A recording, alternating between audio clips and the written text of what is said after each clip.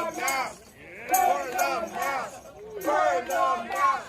Burn them now! Go get a warrant. Bring a warrant. Go get a warrant. Get out! Get out! Get out! Get out! Get out! You love to see it. As we've been discussing, fed up Americans across the country took to the streets this weekend to protest the second round of increasingly insane coronavirus lockdowns that Democrat leaders in particular have been imposing. From Huntington Beach, where Californians gathered in defiance of Governor Newsom's 10 p.m. curfew because the virus all of a sudden is worse at a certain time, to the Big Apple, where New Yorkers were burning masks and carrying signs reading, "Stop COVID Tyranny." Are we finally at the point where Americans realize this government control is not going away until we tell them enough is enough? Joining me now to discuss is Danielle D'Souza, commentator, Women for Trump Advisory Board member, and author of The Choice, The Abortion Divide in America. Danielle, thank you so much for joining us. So tell me this, what exactly do you think it is going to take for people going forward here to finally unite even across the aisle politically and say that some of these restrictions don't make any, it's not even a question of the science, they don't make any sense.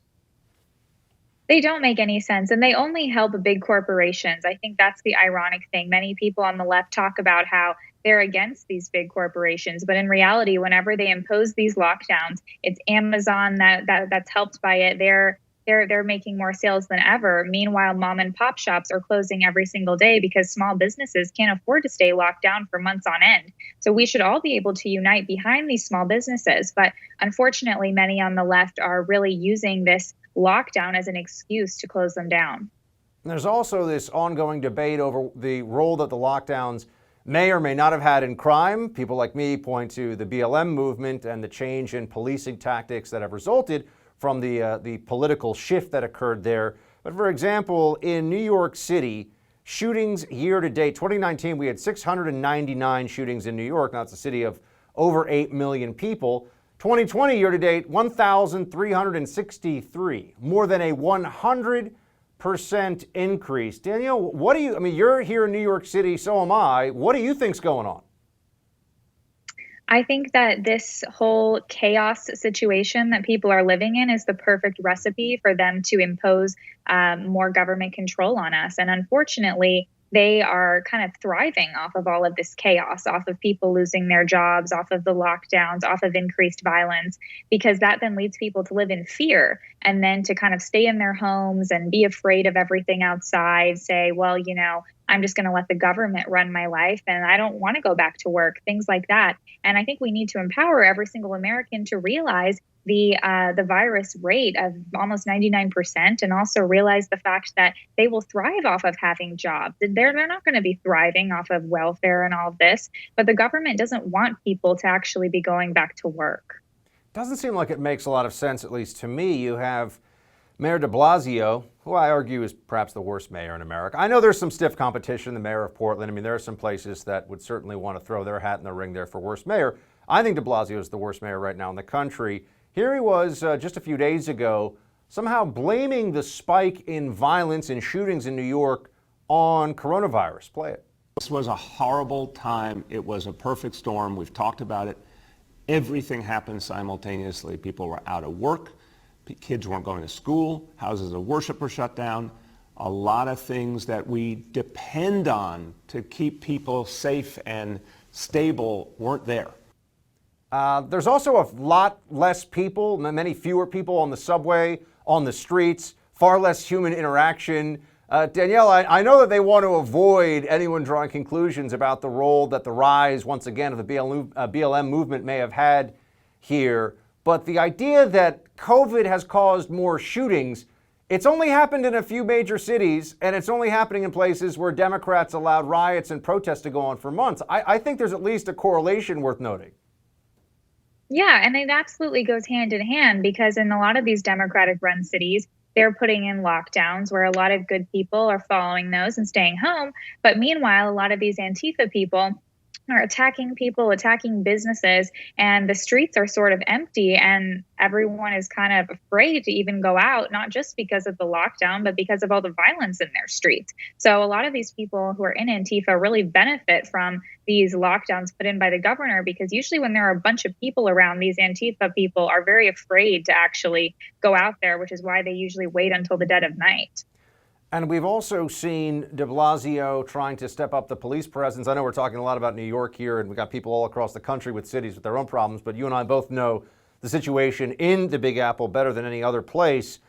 He said he's concerned about subway attacks. Here, play that clip.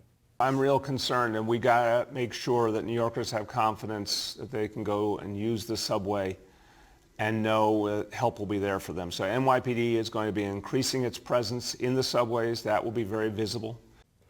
Danielle, I think that people are going to realize in a lot of these major cities, Los Angeles, Chicago, New York, San Francisco, the outflow of people is real. And when you have not only COVID and the continuing fear that people will have of respiratory virus, but also the value proposition of cities changing, the left-wing policies coupled with less of a need necessarily to commute into these major cities, I think that there's going to be deterioration. So while de Blasio is saying, oh, use the subway, he's got bigger problems ahead. Absolutely. And it's already happening. These cities are broken down. I mean, even if you look at San Francisco, the left basically wants the entire country to look like San Francisco. They want homeless people, shooting up heroin in the streets. They want basically people to just be vagrants everywhere. And they want good people who are hardworking Americans to lose their jobs and literally be in a horrible situation where even schools are being shut down. They can't send their children to school. So how are they supposed to work while they have to deal with childcare for their children being shut down just at the last minute notice? So I think that's one of actually the most ridiculous things, because the rate of coronavirus as far as children is actually extremely low. And I don't understand why parents who are afraid of it can't choose to keep their child at home. Meanwhile, other people can send their child to school. Do you think that there's a shift in public perception beyond party lines? Once again, you're seeing that a little bit with these COVID lockdowns, that both sides of the aisle are starting to see it, the Democrats more slowly. But do you think there's a shift around perception of teachers' unions in this whole debacle of shutting down the schools? I do, absolutely. I don't understand why they want to have this massive control where they're literally shaping an entire child's year. Many people on the left talk about early childhood development and talk about how critical every single year is. And I agree, every single year is critical. And this whole year has been a complete mess for a lot of these kids. A lot of them haven't learned a thing on Zoom. And when they're being shut down at the last minute, I mean, what is happening to this semester for a lot of these students? I think that they should be in school. They should be able to learn in person like how they always have. And if a parent has a concern about sending their child to school, then they can choose to keep their child at home. But why should every child be forced to be at home when many of them even don't have a home life that is conducive to learning at home? Well, Danielle, really appreciate you joining us. Thanks for sharing your opinion. Come back soon. Thanks so much. Hey, Team Buck, just want to say thanks so much for watching The First on YouTube. If you like this video, be sure to give it a thumbs up. And if you want to see more great content from The First, please click that subscribe button.